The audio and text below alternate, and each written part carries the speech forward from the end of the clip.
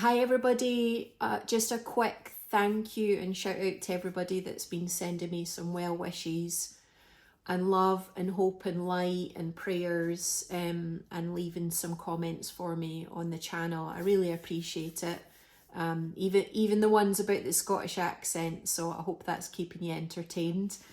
I promised that I would explain what happened after I was called in to be told that I had a secondary cancer diagnosis in 3 different sites. And what happened next was I got blasted with a whole bunch of scans. I didn't know what I'm going to share with you now. I didn't know this stuff at the time, but I've since learned that there are things that we can do to help protect and support our body after we have a scan that I thought I would share with you. So I had, I've got a whiteboard here. I know Mark, who I know has been watching the videos, Mark, I know you'll appreciate a whiteboard. So I had an MRI scan. So there's 4 different types of scans you can have. Most basic is an X-ray. Then you have CT scans, which you can have with contrast, which is an injection, or without. Whether you have a contrast or not depends on what they're looking at. You can get an MRI with or without injection, and you can get a PET scan, which typically will involve an injection as well. So I want to take you through the scans that I had, and then what I now do to make sure that I protect myself and detox everything out of my body that I've been exposed to. So I had 4 different types of scans, kind of over the course of about 8 weeks, with a lot of them in quick succession. I had an MRI scan on the 10th of October. Now that was actually a separate scan from anything to do with my cancer diagnosis. If you'd watched any of my previous videos or know my story, I'd had a few miscarriages a few years previous to this, and they were doing a scan in terms of gynecology to see what was going on. So I had that scan in October time, and as part of that was told that from a tumour perspective, I didn't have anything showing. That scan was a pelvic scan though. So the good news was my colon, bladder, ovaries, uterus and everything were clear from a cancer perspective. So when I had my 1-year follow-up, my CT scan, I was in full confidence because I'd had an MRI scan previously and it was all clear. So I had a CT scan with contrast. Last week in November, I got called in to see my surgeon the following week, which is when I had the diagnosis. I had a PET scan on the 7th of December, and then I had a follow-up CT scan specifically targeting my liver. So each of these scans and the ones that I've had since, the reason that we talk about protecting ourselves and detoxing is because for most of these scans, you're exposed to either radiation or some form of chemical that's injected into your body, which may or may not be radioactive. So the reason that the medical teams use these scans is for them to understand what's going on in the body so that they can make some decisions about what to do next and what's the right approach. So, if scans are being used to drive important decisions, then they're really important to do. But they do have some negative consequences. So X-rays, there isn't an X-ray on here. I've had X-rays since and before this. So X-ray scans, CT scans and PET scans all will expose you to radiation at different levels. The X-ray scan is quite minimal. To measure radiation, they use something called a millisievert. So if you have an X-ray, it's 0.1 of a millisievert. If you get a CT scan, it's 7 or 8 millisieverts, and a CT scan typically will expose you to radiation externally, so it comes to your body from the outside. If you have a PET scan, which is the only one I've ever had, which I had in December time, they inject you with a radioactive substance. So that's an external exposure and an internal exposure within your body. That's 7 or 8 millisieverts as well. So to be clear, radiation is bad for your body. It can cause damage to the DNA, and that damage really is, if you kind of think of your body, so you've got your DNA, which make up, your DNA is kind of like the instruction manual for how your body processes everything and how things are built internally. And radiation exposure can damage DNA, which can sometimes mean that sometimes it can mean cellular death, and sometimes it can mean that the instructions that are being used to create new cells are miscommunicated, or when they're copying it, sometimes a mutation occurs, and usually the mutation is bad, and we don't want that to happen. Also, what can happen from exposure to radiation for all living things is that free radicals are generated in the body. So if you think about free radicals, kind of like if you're in a pub, sometimes there's a group of people who, they're a bit rebellious, they're very chaotic and loud, and they can cause stress and damage and lots of high emotions and negativity. They're like free radicals in your body. You don't want to have them because it impacts the rest of the system and the rest of the balance of the system. So you want to try and minimize both the potential for your body to have DNA damage, and also reduce the impact of free radicals that happen in your body. And then the other part of it is that you want to, if you've been injected with drugs or you've been exposed to radiation, you want to get that out of your body as quick as possible. So for any scan, my priority is always protecting myself from radiation and detoxing any chemicals or radiation out of my system. So I have a little bit of a checklist that I do in the run up to a scan that helps me to protect and detox, and also helps me make sure that my body's in the best place possible, so that the image that they take or set of images are as clear as possible, so that I don't have to go through it again. So firstly, for me, the more balanced and within optimal range that my blood sugar levels are, especially for scans where there's a injection, which typically has some kind of glucose in it, which helps them take a really good picture. The more balanced and optimal, the better quality image and the less impact based on the injection that they give me. So in the run up to the scan, one of the easiest ways that you can make sure that your blood sugar levels are in a good place is you can fast.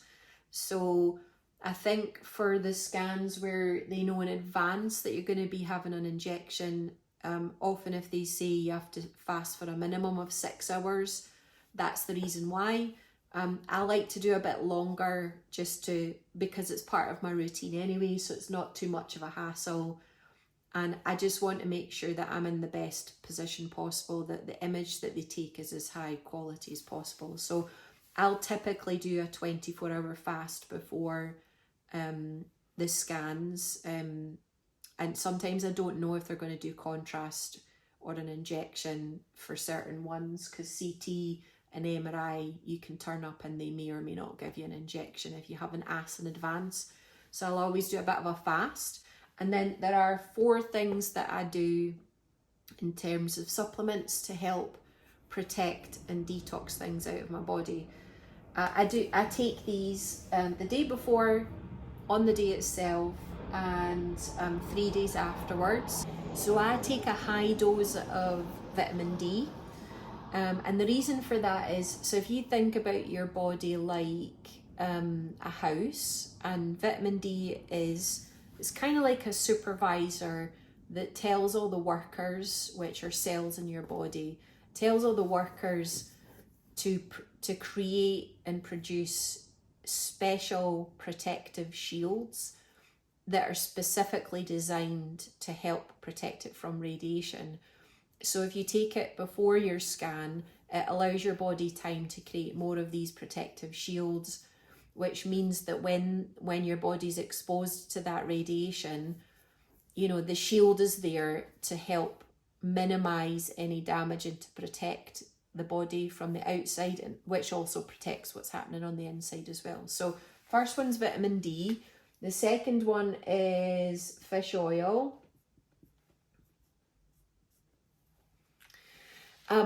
So fish oil has a few different benefits that supports the body when it comes to radiation. So similar to vitamin D, they have antioxidant properties that help protect the cells from damage. They also help to grab any scavenger free radicals. So you know the group, the rebels in the pub, they help to kind of scavenge them up and get rid of them out of the body that can happen with exposure to radiation. So they support getting rid of the rebels and the free radicals. And the research shows that fish oil, rich in omega-3s, it also helps the intestinal barrier and the mucus layers, which can be damaged by radiation as well. So everything that's like in the gut area, fish oil, omega-3s can help support that. So it's all around a bit of protection and rounding up the rogues and getting them purged out of the body as quickly as possible. So the third supplement that I take is probiotics. Excuse the handwriting. Normally it would be a bit neater, but I'm trying to do this at an angle. So I take probiotics for two reasons.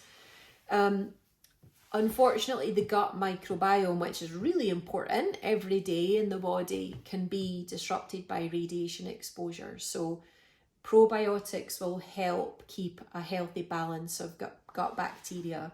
So if you do a little top up before any scan with good bacteria, then it can assist in kind of preventing throwing that balance out of whack and out of order.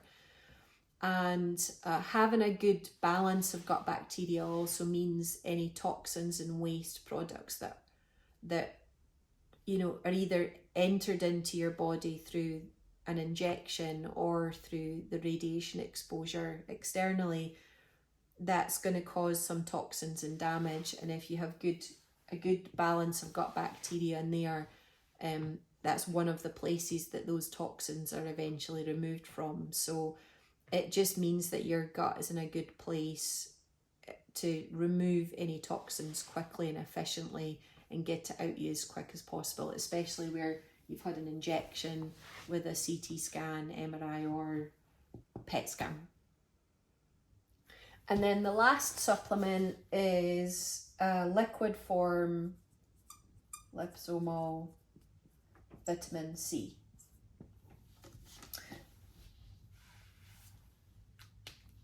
Liposomal vitamin C is more easily absorbed by the cells than kind of typical tablet form vitamin C. So before I take this, I have to understand if I'm going to be getting an injection or not, especially if it's one that includes sugar, because this form of this vitamin C can impact blood sugar levels in terms of measurement. And I'd rather have a high quality image and only do one scan because those levels aren't being impacted by this. So if I get an injection, I wait until after the scan to take this and use it to help me detox. If my scan doesn't include an injection, then I will take this as per the rest of them. So I just need to make sure when the scans come through that I'm clear about what's happening on the day and what I'm going to be exposed to. So that's it, folks. One day before on the day and 3 days afterwards, I will take vitamin D, omega-3 fish oils, and a good probiotic. And then depending on if with injection, I will wait to take vitamin C until after the scan. If there's no injection, then that can get whacked on my list to take, you know, 1 day before, day of, and 3 days afterwards. And then on top of those things to help protect and detox internally, I also will make sure that I'm fully hydrated going into the scan, and that I'm hydrating really well afterwards, especially on the day, just to help my body flush everything out as quickly as possible. I also make sure that I sweat as much as I can on the day and for the week afterwards, either through exercise, or, you know, if I'm tired or need a rest day, I'll hit the saunas. So sweating every day for me is really important, just to purge everything out through our biggest organ, the skin. And I also like to take activated charcoal, which you get in powder form. That is a binder. What binders do is it finds toxins and chemicals in your body that don't belong, and it's kind of gets sticky. It grabs them and keeps a hold of them in hard to reach places in the body, and allows your body to grab them and get rid of it as quickly and as efficiently as possible out through the skin or the gut, or urine, or whatever it is, the different ways that your body flushes toxins out. So this is my scan process now. Might seem like a lot, but I want to protect myself from, you know, everything externally that I'm being exposed to that can have really negative consequences in the future. And for me, it's worth the effort. You know, just the day before, little fast, start taking my supplements, and then making sure that I'm helping my body as much as I can, that once I've had the scan, you know, I'm supporting it and getting rid of everything as quickly as possible. So that is the video for today. Next one is all things liver surgery. I had a liver dissection in January time, so I'm going to take you through that. I've got some pictures and footage from that time, take you through the op, probably show you my scar, and run you through what happened next. So thank you for watching. I know this is a little bit longer, but it's a bit of a instructional video for what my process is pre and post scans. I hope that was helpful, and I'll see you all soon. Bye.